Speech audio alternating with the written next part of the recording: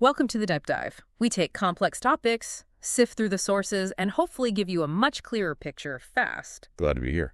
Today, we're getting into American exceptionalism. It's a really big idea, isn't it? Deeply tied to American identity, but also pretty controversial. Absolutely. It sparks a lot of debate. Our goal today is really to unpack it, figure out what it means, where it came from, and, why we're still talking about it so much. Right, and we're drawing on a mix of things. Historical texts, newer analysis. Yeah, exactly. Historical documents, modern takes, even how it shows up in culture. We're trying to get a well-rounded view of this idea that's both, inspirational to some and problematic to others. Okay, let's dive in. When we talk about American exceptionalism, what are we actually, what's the core definition? It feels like a term people use a lot, but maybe don't always pin down. That's fair. Yeah. Basically, it's the belief that the United States is unique, fundamentally different from other nations, and often, implicitly or explicitly, seen as superior in some way. Superior how? Like militarily, economically? It can include those, but often the claim is more about its values, its political system, its history.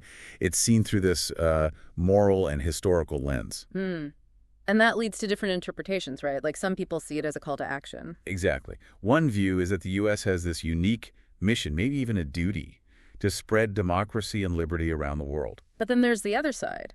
The criticism that it's used to justify certain actions. Right. Critics often say the term gets misused, maybe to excuse interventions, wars, or just to foster a kind of national arrogance, a sense that the U.S. doesn't have to play by the same rules. Okay.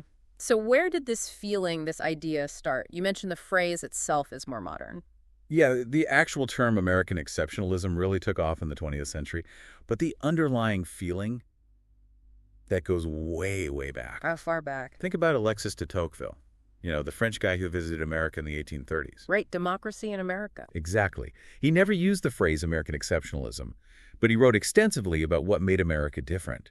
He noted the strong individualism, the democratic energy, the lack of that old European aristocracy. Ah, so he saw something genuinely distinct even then. He definitely did. He saw this sort of newness, something fundamentally different about the American experiment, long before the term became common, especially during the Cold War. So this sense of being different wasn't just an accident. It was sort of designed. You could say that. Yeah. It was kind of baked into the nation's founding principles. Yeah. I mean, look at the Declaration of Independence, the Constitution.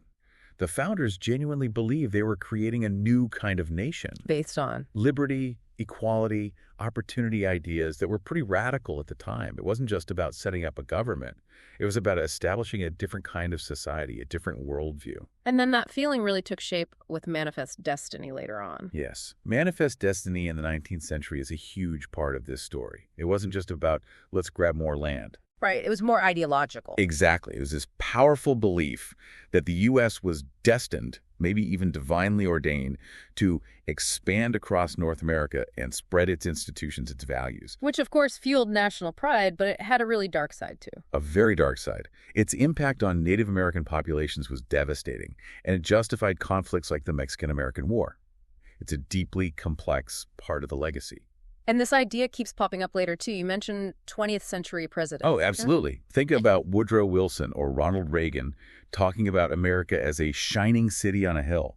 That's a very powerful image, right? Yeah. It frames America as this beacon for the world, a model of freedom and democracy. It's a sort of, romantic version of American exceptionalism. Okay, but let's get into the critiques, because obviously not everyone buys into this romantic version. Where does the pushback come from? Well, a major argument from critics is that this idea of being exceptional can actually be harmful, that it allows the country to avoid facing its own mistakes or shortcomings. By creating a narrative that the U.S. is inherently good or always right, it can make it harder to acknowledge and learn from things like slavery, segregation, or maybe more recent foreign policy failures. Yeah. It can sort of act as a shield against self-criticism. Almost like saying, we're exceptional, so we don't need to look too closely at the bad stuff. Kind of. Or it prevents learning from other countries' successes because the assumption is always that the American way is inherently the best way. And critics also point to problems within the U.S., right? Things that don't seem so exceptional in a positive way. Definitely. You hear arguments pointing to things like extremely high incarceration rates compared to other developed nations, or the healthcare system incredibly expensive. But the outcomes aren't always better than countries spending far less. Or challenges in education, inequality. Right, all these domestic issues that seem to clash with the narrative of being the best. The criticism is that the claim of exceptionalism sometimes persists without really grappling with these areas that need serious improvement. Which brings up a really interesting question for us listening. Does believing your nation is exceptional actually help it improve? Or can it hold it back? That's a key tension, isn't it? Does it motivate progress or does it breed complacency? Yeah. But regardless of whether you agree with it or not, you can't deny its impact.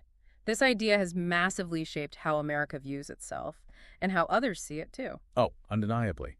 It runs through everything from foreign policy debates, should the U.S. intervene, should it lead, to just, basic feelings of national pride or patriotism. And culturally, how does it show up there? It's everywhere once you start looking. Yeah. Think about Hollywood movies. How often is it an American hero saving the day?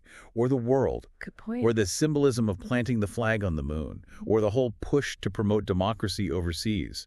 These cultural touchstones are often deeply connected to this idea that America has a special, maybe even unique, role to play. And politically, it's not just one party using this idea, is it? Not at all. You hear versions of American exceptionalism invoked across the political spectrum, Democrats and Republicans alike. But maybe used differently. Yeah, often with different spins. For some, it's a justification for strong global leadership, maybe even unilateral action. For others, it's more aspirational.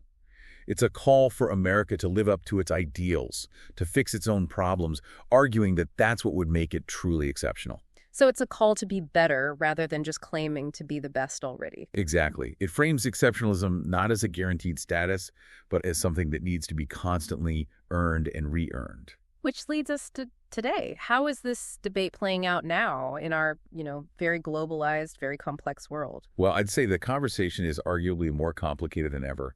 We're facing huge global challenges, climate change, economic inequality, the spread of misinformation that really test national narratives. And maybe younger generations are questioning it more. There's definitely evidence of that.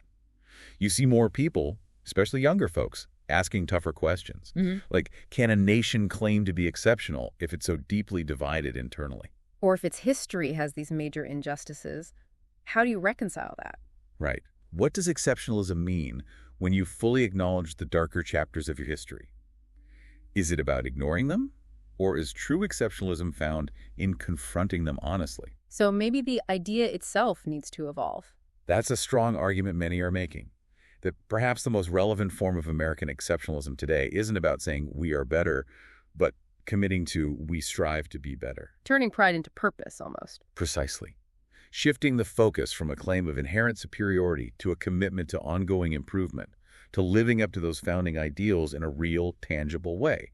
That, some argue, is where genuine exceptionalism might lie, in the struggle and the striving, not just the assertion. So wrapping this up, it seems American exceptionalism isn't some simple slogan. It's not just bragging rights. Not at all. It's this really dynamic, contested, evolving idea. Yeah, something that's inspired great things at times, but maybe also masked some serious problems at others.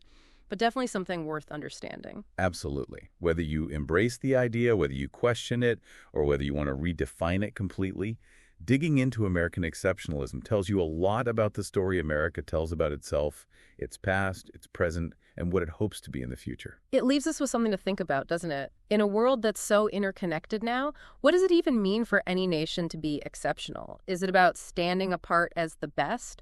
Or is it maybe about constantly working towards your highest ideals, knowing it's a journey, not a destination?